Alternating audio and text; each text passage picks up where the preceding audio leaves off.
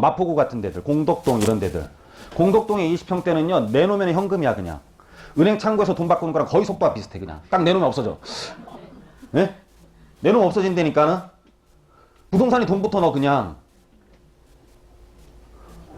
통장 갖고 가고 돈 빼는 거랑 거의 비슷해요. 속도가. 그래서 소형평형 선호지역들, 교통중심, 직장중심, 나만 생각하는 것들. 나만 생각할 때. 자, 중형평형 선호지역, 학군중심, 편의시설중심. 편의시설, 엄마중심. 학군중심, 애들중심. 애는 길을 건너면 안 돼. 아빠는 지하철 멀어도 돼. 엄마는 편의시설 멀면 안 돼. 아빠는 멀어도 돼. 그죠? 그래서 이런 데들은 중형평형을 선호를 해요. 이제 애들이 중고등학교 들어가. 그죠? 중고등학교 들어갈 때 남자들의 어떤 사회적인 위치가 가장 좋을 때예요. 가장 왕성한 경제활동을 하고 있을 때지. 그죠? 요까지가 중산층. 자, 대형평형 선호지역. 일조권, 조망권, 보안 이런 것들. 응? 우리 뭐 한남더일. 그쵸?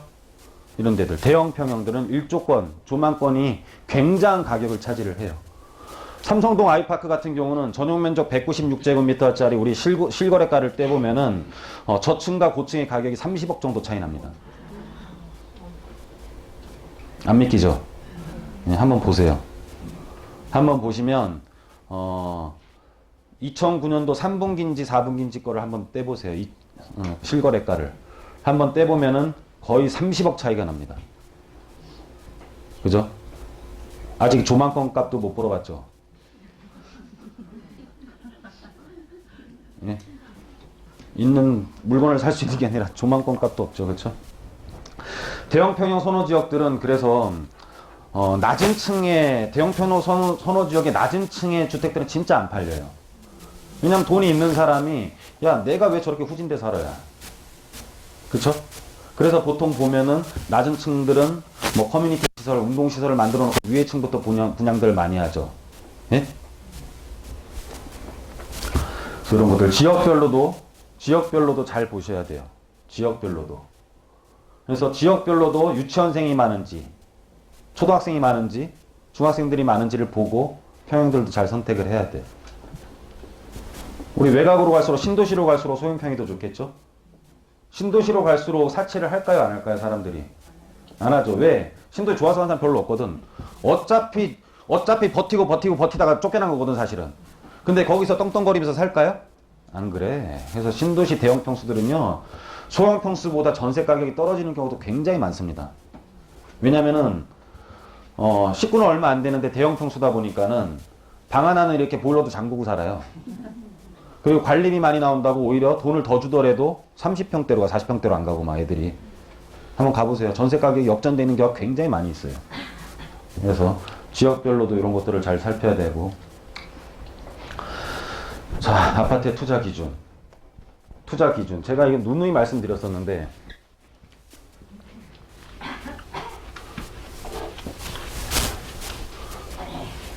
아마 예전부터 오신 분은 아마 얘기를 들었을 거예요. 제가,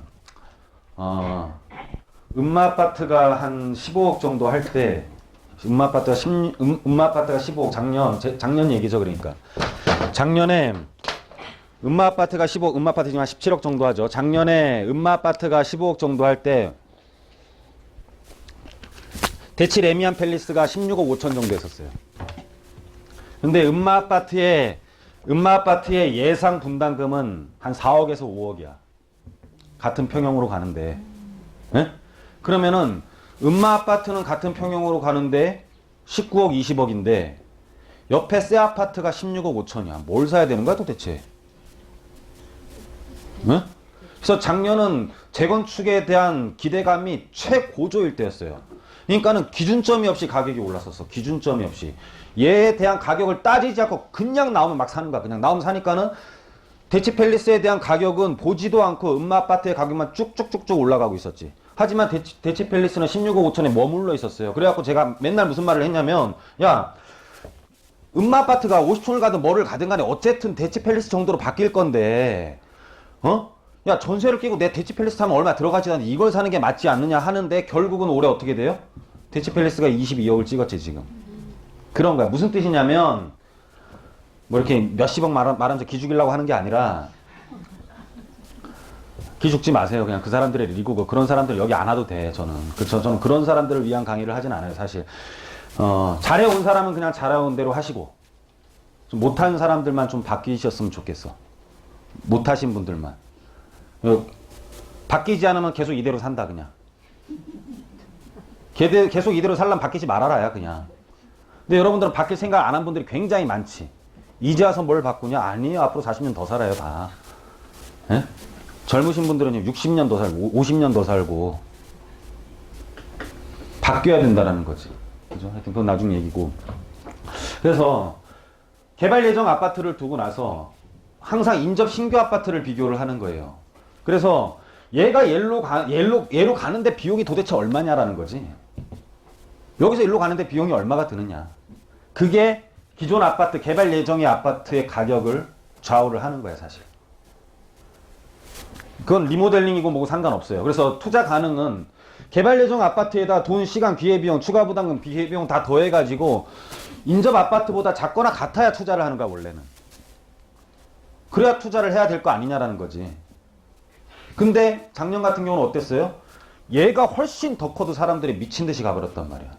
그러면 이게 정상가라고 가정했을 때 이건 더 높이 올라가지 않겠냐라고 하면은 옆에 걸 택하는 게 맞다라는 거지. 찍을 필요 없습니다, 근데. 제가 100% 찍은 사람 치고요. 본 사람도 못 봤고. 적은 사람 치고 뭘 적었는지도 몰라요, 사실은. 그죠? 그러니까는 적으실 필요도 없습니다. 자기가 뭘 적은지 도대체 몰라, 진짜로.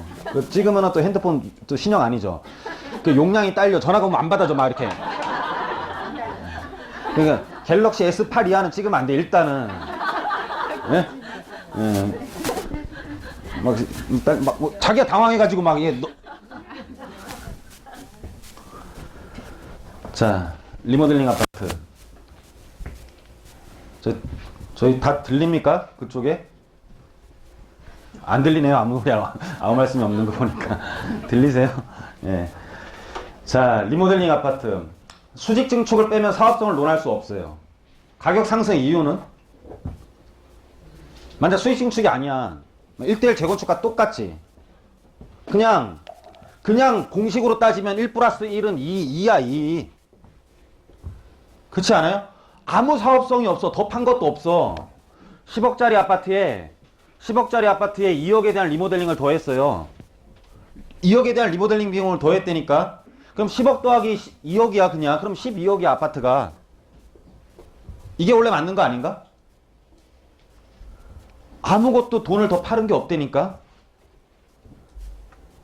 100g에 50g을 더해서 몇 그램? 150g! 똑같은 거 아니냐는 거지. 100g에 50g을 더했더니 300g에 팔았어. 그건 재건축의 개념이겠지. 예를 들어. 무슨 말인지 가세요? 그러면 이 리모델링이라는 것은 들어간 것과 나온 것의 금액이 똑같아야 되는 거잖아, 원래는. 근데 왜 지금 분당이 난리가 나? 신규 물량이 없는 거야, 그냥. 신규 물량. 이거는 경제학적으로 풀 수 있는 부분은 아니에요. 그죠? 경제학의 논리가 아니잖아. 신규 물량이, 인근 지역에 신규 공급 물량 없을 시 가격이 상승하는 거지. 반대로 신규 물량이 많은데 혼자 리모델링을 하면은 안 좋을 수도 있겠지. 리모델링은 사실 누가 담보를 해? 리모델링에 대한 기간에 대한 담보를 만약에 15년이 넘으면 리모델링을 할 수가 있는데 리모델링을 했어요. 몇 년 있다 재건축해야 돼, 또. 리모델링은 또 리모델링 할 수는 없을 거 아니야. 몇 년 있다 할 건데 그 돈을 들여 리모델링을 하냐라는 거지. 그 내용연수랑 거기에 대한 구조가 얼마나 오랫동안 버텨줄 수 있겠냐라는 거지. 그것도 아직 담보가 안 돼 있잖아요. 리모델링이 뭐예요? 그냥 편의시설 더 만드는 거야. 그냥 현재 구조는 똑같단 말이에요. 재건축은 이렇게 막 이런 아파트들이 있잖아. 이렇게 막 이런 아파트들이 있으면은 재건축은 이게 지금 뭐 동부이천동 첼리토스처럼 막 이런 식으로 변하는 거잖아요. 그죠? 리모델링은 어떻게 돼요? 요 모양 그대로잖아. 이게 인기가 있을까요, 과연? 그래도 가격이 오르죠. 신규주택. 이거 리모델링은 사실 사업성 그렇게 안 나옵니다. 이게 나중에 좋을 것 같아요. 완전히 바꿔버려야지. 그래야 좋은 거지. 완전히 바꿔, 분당 참 조심하셔야 됩니다. 완전히 바꿔야 돼. 이거는 나중에 복원할래야 복원할 수가 없어요.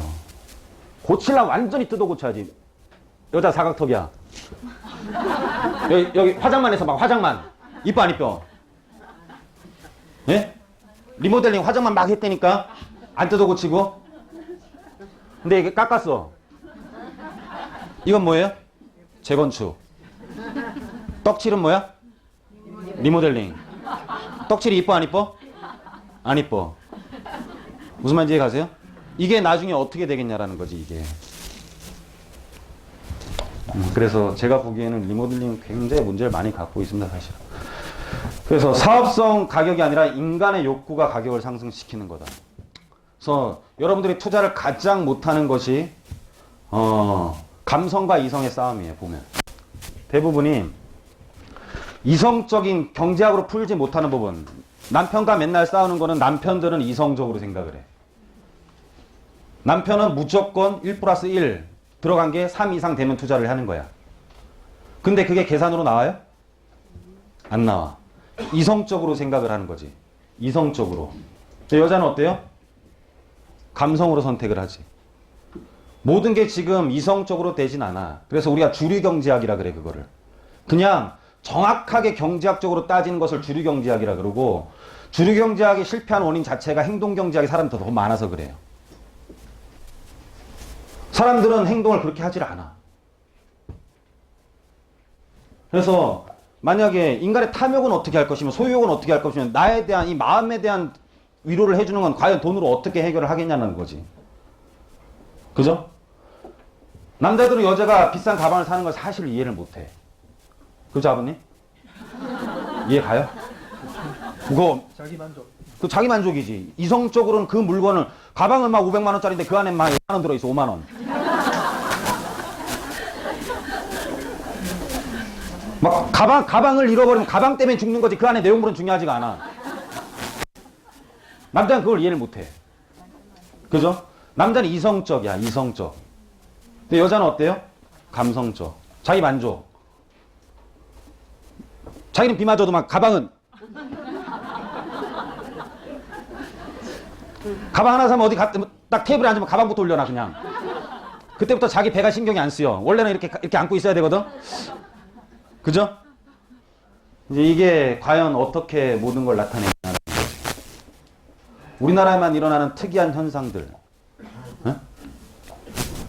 배불런 효과. 경기가 안 좋을수록 더 과시하려는 인간의 욕망들. 경기가 안 좋을수록 막 뭐 팔린 거 더 잘 팔려 막. 기름값이 극도로 오를 때 오히려 수입 승용차들은 엄청나게 돌아다녀. 안 막힌다고. 서민들은 기름값이 극도로 오르면은 그냥 지하철을 타. 그죠? 여러 가지의 상황들. 경제학적으로 못 푸는 것들. 경제학에 해당이 안 되는 사람들의 행동들도 굉장히 많다라는 거지. 그게 뭔 상관이냐. 조망권이 30억이 넘게 걸리는 게 경제학적으로 뭔 상관이냐라는 거지. 무슨 말인지 이해가세요? 그것뿐만 아니라 여러 가지들이 많습니다. 자, 좀 쉬어야 되는데 쉬면은 난리가 날 것 같아서 목만 좀 풀고 다시 하도록 하겠습니다. 움직이지 않고요. 조금만 5분만 좀 천천히 할게요. 목 좀 풀고 하려고. 좀 세게 말해야 좀 알아들어요. 그리고 SBS만 보고 오시면 한경 아직도 저를 찾으시는 분. 아 한경 한경 너무 오래 했어요. 예. 거의 좀 스타일이 좀 달라요. 이렇게 부드럽게 말해가지고 무슨 말 하는지 모르는 사람들도 있고, 좀 무서운데 말은 잘 알아듣게 하는 편이고 저는. 그죠? 무섭습니까 근데?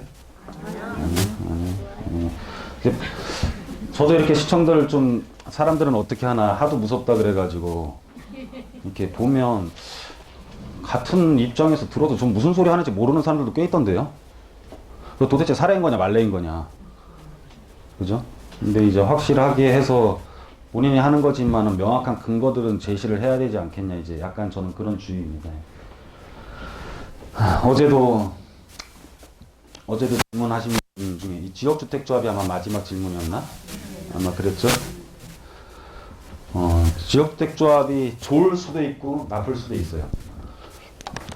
조금 쉬었다가 화장실 가고 싶은 분들 있으면 좀 참으세요, 그냥.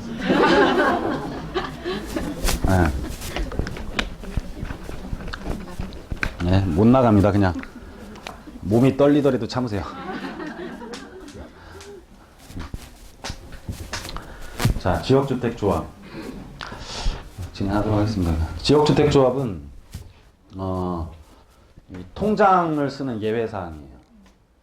그러니까 우리가 모든 주택을 공급을 할 때 일정 규모 이상이면 우리가 신문에 공고를 하고 분양 승인을 받아서 신문에 공고를 하고 공개 청약을 하게 돼 있어. 모든 거는 주택이 규모 이상일 때는.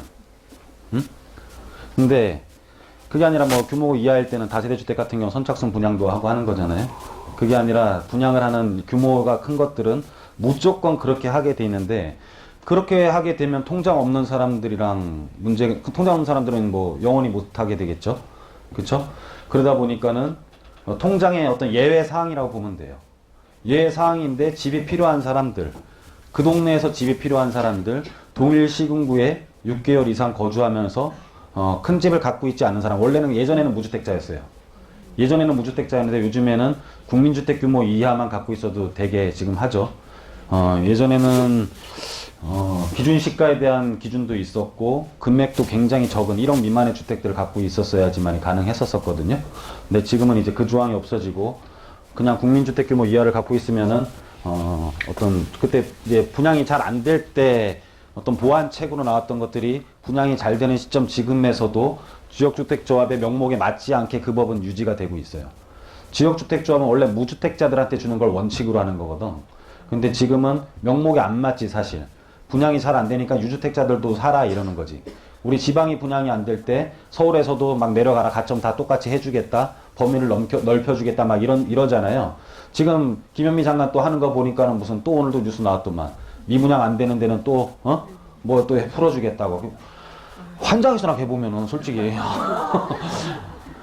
그러니까는 선 정책이 아니라 타후행이야. 정책이 이렇게 나오면 또 맞고 이렇게 나오면 또 맞고, 지가 무슨 먼저 정책을 해서 어떤 규제를 올라가는 것을 막는다거나 또는 거래량이 떨어지는 부분들을 미리 하는 게 아니라 뭐 하는 거냐. 지금 거의 뭐 어거지죠, 어거지. 어떻게 보면은. 그쵸? 제가 보기엔 좀 문제가 있습니다.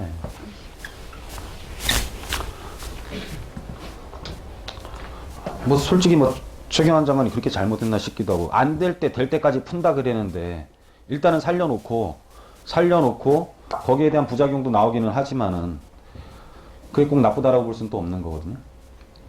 항상 뭐가 맞고 나쁜지는 잘 몰라요, 사실. 항상 그냥 격차가 있는 사람들끼리 항상 갈등을 하는 것 뿐이지 그 사람이 맞다 안 맞다는 아니야. 항상 좌익과 우익 중에 누가 맞는지, 누가 맞아요? 모른다. 보수와 진보 중에 누가 맞냐? 모른다. 이게 닭과 달걀이랑 똑같은 거지. 지금은 소득 분배 중심을 주고 있죠. 모든 게 소득 분배. 진위계수 지금 뭐 운운하면서 보유세를 높여야 된다 뭐 이러고 있잖아요. 진위계수는 불평등에 대한 수치를 나타내는 거거든. 네? 불평등에 대한 수치를 나타내는 건데 0에 가까울수록 굉장히 불평등한 거고 1에 가까울수록 이제 이 평등한 사회 뭐 이런 식인데,